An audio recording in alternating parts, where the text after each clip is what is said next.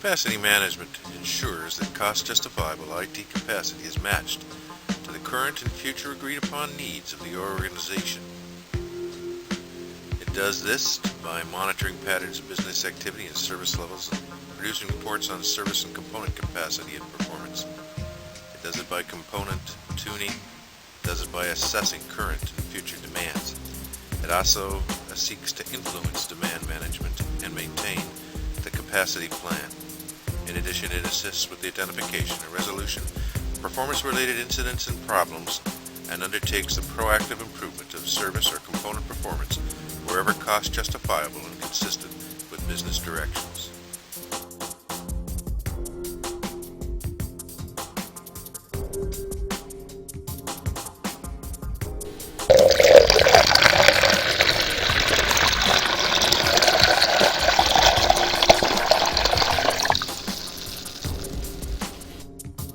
Capacity management seeks to balance costs with capacity in order to ensure that the capacity that is purchased is cost justified according to business needs and makes efficient use of resources. It is also the job of capacity management to provision sufficient capacity to meet businesses' demand for it, both currently and over the period covered by the organization's strategic planning horizon. When capacity outstrips the business requirements for it, the business is incurring unnecessary costs, and IT operations may be a candidate for cost-cutting measures. When demand is greater than current capacity, the organization has a performance gap and is at risk of failing to meet performance expectations over the long term. There are three primary business strategies for managing capacity. The first approach is to add capacity in anticipation of an increase in demand. Leading is an aggressive strategy with the goal of luring customers away from the company's competitors. The possible disadvantages of this strategy is that it often results in excess inventory, excess disk space, CPU performance, unneeded program capabilities. They are costly and often wasteful. A lagging strategy, on the other hand, adds capacity only after the organization is running at full capacity or beyond due to increase in demand. This is a more conservative strategy. It decreases the risk of waste, but it may result in the loss of possible customers.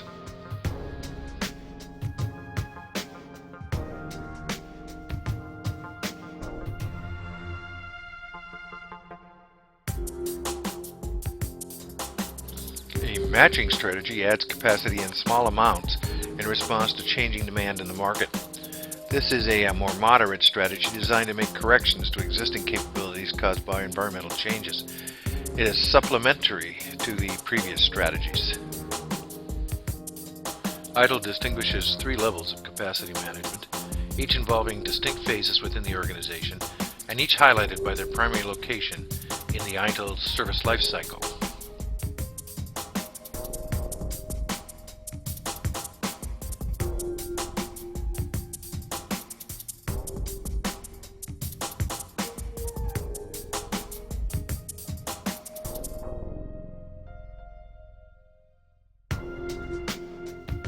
Component capacity management addresses the molecules of the management process. The basic building blocks or base components of the IT infrastructure, how they are fit for use and purpose, their bandwidth, disk size, CPU, speeds, etc. Service capacity management packages the component molecules into the DNA of service management, producing self-functioning service operations on behalf of business processes. Business capacity management uses the service molecules to form a business entity. More and more, these entities constitute e-business and extensively utilize IT components and services for the purpose of selling or providing goods and services, servicing customers, and communicating with business partners. This illustration represents ITIL's depiction of a demand cycle. New and changing requirements may come to the attention of capacity management from many different sources and for many different reasons, but their primary origin will typically be the patterns of business activity from demand management and the service level packages produced for the service portfolio. These provide valuable information as future predictors of additional capacity requirements.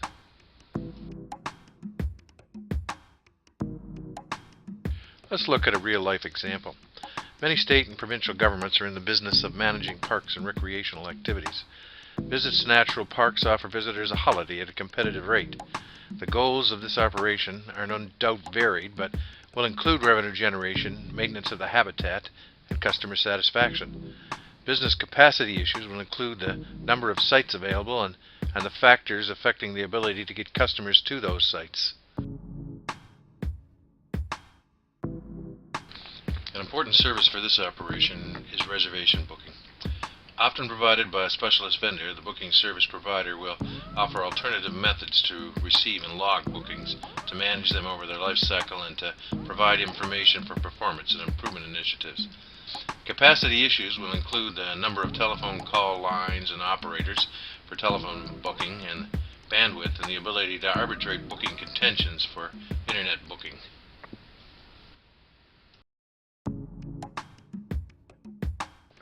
Patterns of business activity for the service are identified, codified, and shared.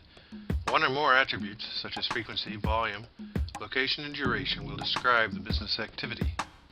They are associated with requirements such as security, privacy, and latency, or tolerance for delays. This example demonstrates a monthly usage spike and an annual spike that is 6 times higher than at any other period. Depending upon the organization's tolerance for this annual delay, it may be uneconomic to build infrastructure to meet this demand. Instead, the organization may choose to bite the bullet and establish contingency actions to mitigate the worst effects of poor performance during this period. In Ontario, such a situation happens on March 1st of every year. Campers can book sites 5 months ahead, and the clock to permit booking on the internet site rolls forward at 7 a.m. March 1st is the earliest possible time to book for the August 1st weekend, so the demand is higher due to the holiday weekend. What makes the date unique is that in rolling forward from February 28th to March the 1st, it encompasses a 4-day period covering July 29th, 30th, 31st, and August 1st, meaning 4 times the regular number of campsites become available. In many campgrounds, the competition is intense to secure sites, so that savvy campers are prepared to enter information as quickly as possible at 7 a.m. Every year, the system grinds to a halt under peak load. 10 seconds is far too late to get a site, and the system locks up 1 minute after 7. There is no additional revenue to be obtained from establishing capacity to meet this peak demand. The number of campsites at these parks is fixed and will be entirely utilized. Like a sports team that has a monopoly in the market, with demand several times the supply, there's simply no incentive to improve the product beyond those levels which are purely economic. Component capacity management is focused on the IT infrastructure that underpins service provision.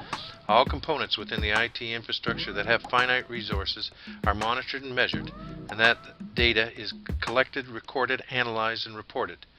This is an activity generally carried out through monitoring control within service operations. Short-term demand management may occur when there has been a partial failure of a critical resource in the infrastructure.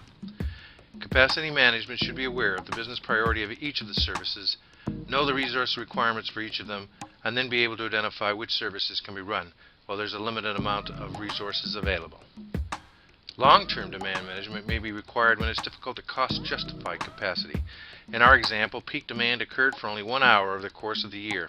Within this period, available bandwidth and/or server resources appear to be overloaded.